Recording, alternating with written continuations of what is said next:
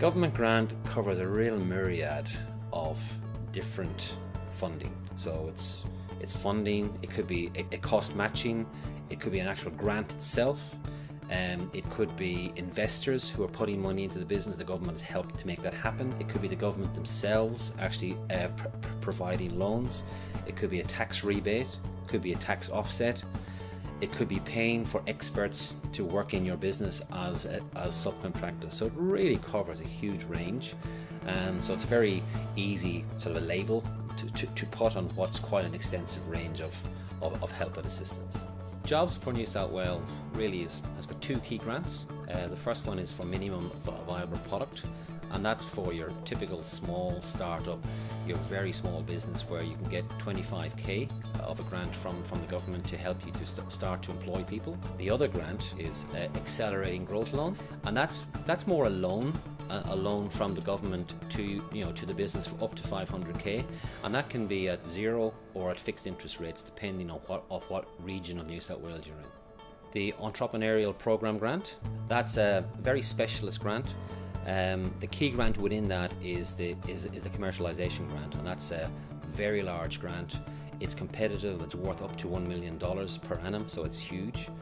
But there's a whole slew of other smaller grants which allow businesses to get expertise and help and funding, so between 20k to 50k depending on which specific element of grant that they're actually going for.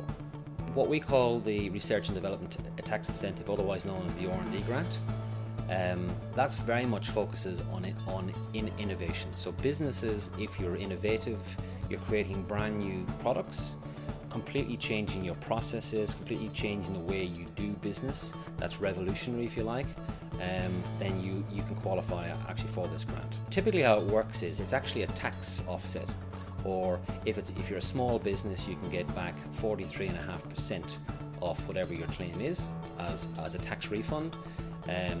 Or if you're a larger business, you can get back about 35% as a tax offset, so it comes off whatever your sort of tax bill is. Investment for early stage innovation companies, otherwise known as ESIC. If you're qualified as an ESIC business, it allows you to get investors. So we're talking about third-party investors. This is not government, this is private investors investing.